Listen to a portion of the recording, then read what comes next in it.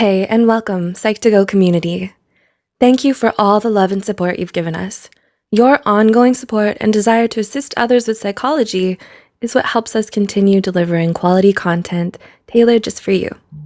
Now let's get into this week's topic: love, partnership, soulmate. So many of us spend a good chunk of our lives looking for the one. But what happens when we actually find someone? How do we know if they're the person who's right to spend the rest of our lives with? Or even if starting a relationship with them is the right choice? While compatibility is no guarantee of longevity, studies show that it is directly related to the quality and satisfaction of our relationships. Simply put, the more compatible you and your partner are, the happier you're likely to be with them. Everybody has their own ideas about what qualities and traits their dream partner should have, but rarely do we ever find someone who's a perfect match. Instead, we learn to compromise where we can and grow to love people in spite of their flaws and imperfections. However, it can be hard to differentiate normal differences from incompatibility. So, if you're wondering whether or not you and your significant other are incompatible, here are 7 telltale signs that you probably aren't right for each other. 1. You don't get each other. Right from the get-go, this can tell you a great deal about how good of a match you and your partner make. If you have a hard time understanding how they're feeling, what they're thinking, or what they need, then they might not be the one for you, and vice versa. It's better to be with someone you can be in sync with, someone who picks up and understands your nonverbal cues. They can discern your tone of voice and get what you're trying to tell them. Otherwise, miscommunication and misunderstandings can pile up in your relationship. 2. You're too different from each other. While it's technically true that opposites do attract, every solid, healthy couple should share at least a few similarities with their partner. This doesn't mean having to like all the same music or movies that they do, or even share the same hobbies as them. In fact, it can even be refreshing to be in a relationship with someone radically different from yourself. Sadly, though, the excitement won't last forever. If the similarities are too scarce or non-existent, once the new and shiny effect wears off, you're both left with someone who doesn't share the same humor, interests, values, ideals, or principles, making it difficult to relate to one another in any meaningful way. 3.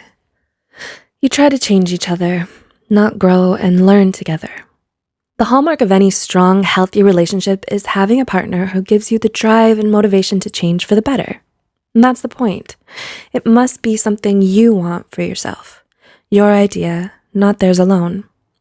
Despite your partner expressing irritation or dissatisfaction with the current you, it's generally ineffective and not sustainable if you're forcing change on yourself solely because they want it and you don't.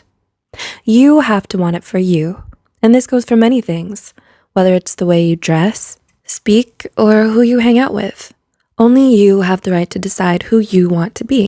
If you don't feel comfortable showing your true colors to your significant other, even in a private setting, this is a definite red flag. 4. There is constant or highly frequent arguing. It's perfectly normal and healthy to disagree with your partner about something from time to time, especially if it's over something that's important to the two of you. We didn't choose this person so we could be with a clone of ourselves. The disagreements become a problem, however, when the arguing is constant and over the tiniest of things. It's even unhealthier if the fighting is dirty, shouting, name-calling, humiliating each other, holding grudges, and emotional blackmail. Being in a relationship with a partner who tends to bring out mostly the ugliest side of you is never good. 5. You attain peace by avoiding all the problems. It's all about moderation. While constant fighting is obviously not ideal, it's also not good for a couple to never disagree about anything.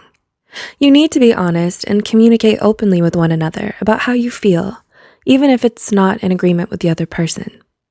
Constant pretending everything is okay or blind agreement to the wants of the other person does not make the relationship stronger, and may in fact result in a catastrophic blow-up later. Conflict can be a positive bond-building event if it can be given and taken constructively. It then can lead to personal growth and a deeper mutual understanding. 6. Your socializing is isolated from everyone else. Do you find that when you and your partner go out, it's nearly always only with each other? No friends, no parties or group hangouts? Do you never spend any time with their friends? Have you even met their friends? Is their family still a group of mystery people you've never been introduced to? Even though you've been together for a while? If you answered yes to any of these, this could be a potential problem. It's important that you spend time with your partner's loved ones and get to know them better. Couples who make the effort to be close with the other important people in their partner's lives tend to have longer and happier relationships. And 7, you're not attracted to them.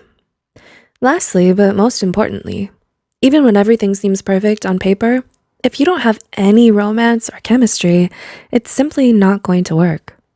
Without even an inkling of those factors, you might have a best friend, but not necessarily a significant other. The result is that you will naturally be drawn to people you have that more than friends attraction to.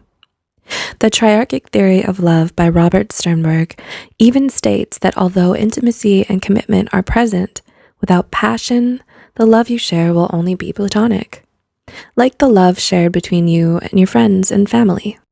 In the end, there's no such thing as a perfect relationship. Everyone has doubts or disagreements at times with the person they love. A strong, healthy relationship takes ongoing effort, dedication, and also time for it to grow. What's important is finding that someone who, to you, is worth the effort. First impressions and initial choices do not seal your fate. Learning to know and recognize compatibility versus incompatibility will save you much heartbreak and possibly avoid more serious scarring. So take the time to evaluate your relationship with these key points in mind, and honestly ask yourself, is my partner right for me? We hope you enjoyed the video and learned something new about yourself and others. Please like, share, and give feedback or comment below. Let us know what you'd like to see next. Don't forget to subscribe to Psych2Go for more psychology content, and as always, thanks for watching and taking this short psychology journey with us.